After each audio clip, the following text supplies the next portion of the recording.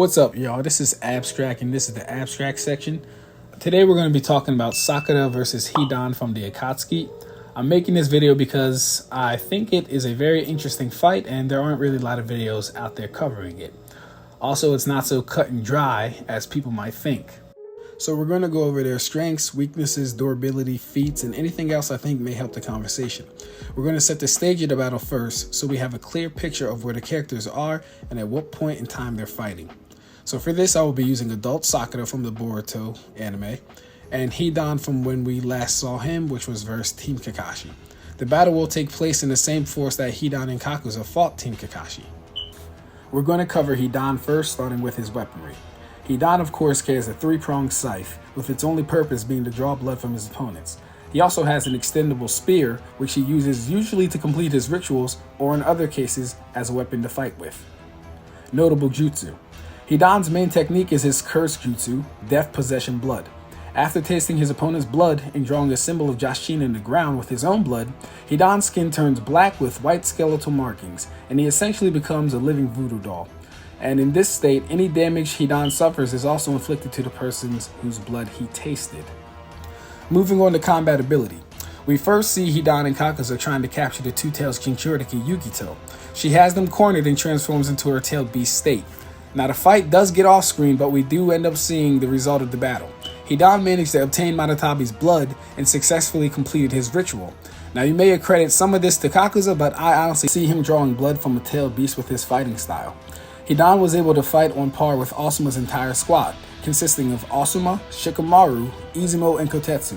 And while even outnumbered, Hidan managed to fulfill his win conditions and ultimately succeeded in killing Asuma. Asuma, a jonin who stated to be Konoha's foremost skilled ninja in close quarters combat. Asuma, a man who could take out 9 sound ninjas stated to be Chunin level higher without being tagged once. Asuma, a member of the Guardian Shinobi 12, a guy that accumulated over a 35 million Ryo bounty. Hidan beat him easily. Hidan was also able to pressure the likes of Kakashi, which in their encounter, Kakashi wasn't able to mount any counters or offenses of his own. So he's skilled enough to tag a close quarters combat specialist and fast enough in combat speed to keep Kakashi on the defensive for the majority of their encounter. It's looking pretty good for Hidan at this point, but let's keep going. Durability. So as an immortal, Hidan does have a decent healing factor, and he's been shown to be resilient through most types of damage. This includes, but is not limited to, blast, slash, piercing, and blunt. Not to mention he has a very high tolerance for pain and is willing to take damage if it means he can inflict it. Some of Hidan's weaknesses. Now, the only thing lacking in Hidan's department is literally just in the intelligent department. But for this particular fight, not much is needed, as he'll be dealing with a brawler and not a genius with prep from the Nara clan. Okay, so now on to Sakura's strength and abilities. Starting with her notable jutsu. She's a highly skilled medical ninja. So good in fact that she can actually heal wounds that are actively sustaining damage. And when using the Byakugo seal, she can actually heal without any effort on her part, aside from the Chakra Jane. Chakra control. When focusing chakra to her fist or any other part of her body, she can basically explosively increase her damage output. This can be through her legs, her fists. It definitely helps with healing because you need precision when healing certain organs or cuts or whatever it may be. So she has expert chakra control. The Byakugo seal, a seal which allows the user to access reserves of chakra they've built up over time, so long as they have the chakra to use it.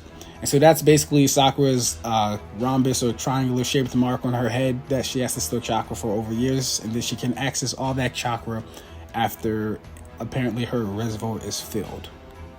Summoning jutsu. She can summon Lady Katsuyu to the battlefield to assist her. She can provide healing and acid pressure if summoned. Outside of that one fight, though, in Naruto, I honestly don't know how useful Lady Katsuyu actually is. Like I said, she can provide maybe cover, some knowledge, acid pressure, but we really don't get to see how useful she really is. She's only really summoned to the battlefield when a lot of people need healing. So it's very hard to gauge how useful she would be in a one-on-one, but yeah. Now moving on to the disadvantages or things that I think would work against Sakura. So she has no notable taijutsu feats outside of losing the Shinuchiya. She has no notable speed feats that we can actually reference. Her durability is extremely contentious because without the Byakugo seal, she gets one-shotted most of the time. You want proof? Fine, here we go. She gets smacked by Four Tails Naruto. She gets one-shotted by Sasuke's basic genjutsu. Twice. She gets embarrassed by the Tsuchini from the Hidden Leaf. Do I need to go on? Alright, cool, I'll give you one more. She gets smacked by Kabuto's body and gets knocked unconscious when the attack that hit him didn't even leave him unconscious. So yeah, she's been proven to only really be a threat after building up Chakra for 3 years, and honestly, that is just no way to fight. Now, in my previous videos, we established the following about Sakura. If you haven't seen those, go check those out. Number 1, to land haymakers on people of note, Sakura needs 2 things: assistance from a teammate or to catch the person she's punching off guard. The reason behind this is because we've never seen her execute a one-hit KO punch without these conditions being fulfilled. Number 2, in reference to the Shinuchiya fight, even if she lands an attack on you, the damage is negligible. The reason is because you can't fight at your best throwing only haymakers. Only her haymakers do significant damage. You guys might think I'm being petty, but I'm only going off of what we have been shown. But now let's get into the battle and how I think it would go. The fight between Hidan and Sakura would begin with both fighters sizing each other up and preparing to strike. Now Hidan may draw his circle before he actually gets her blood, as this is something we have seen him do before. But since he would most likely underestimate her, and most of the time the circle is created after acquiring blood, we'll go with that.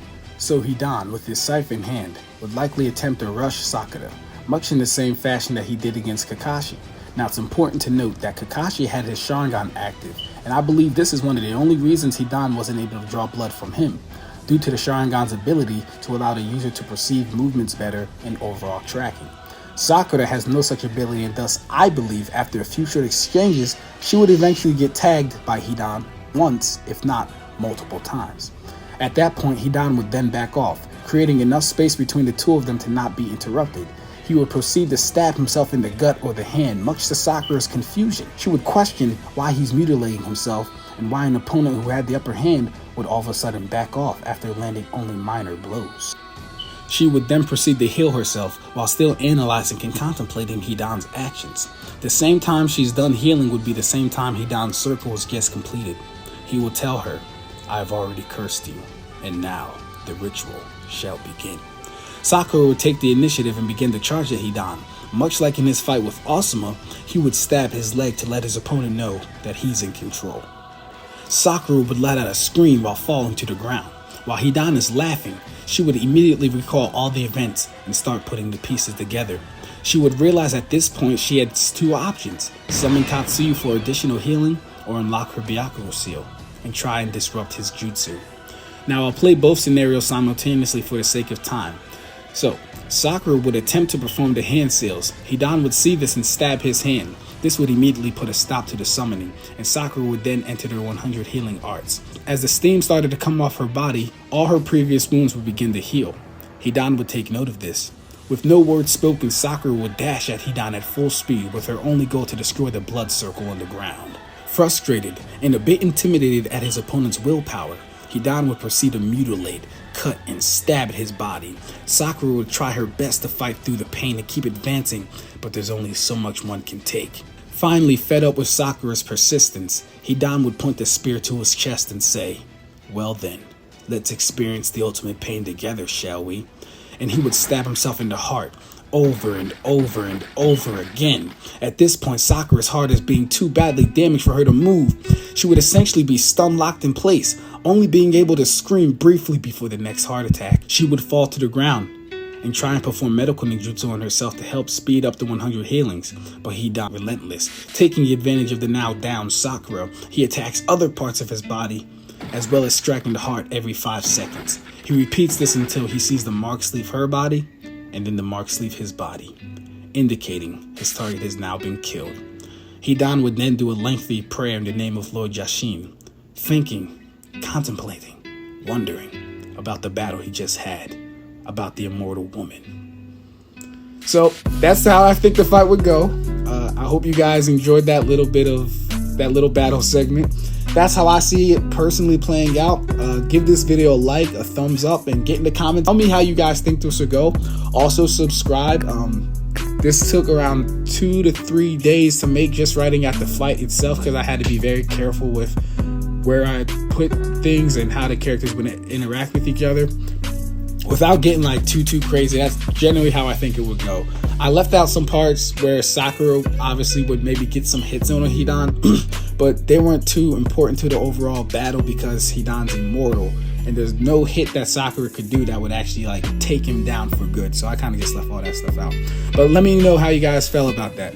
That was Hidan versus Sakura.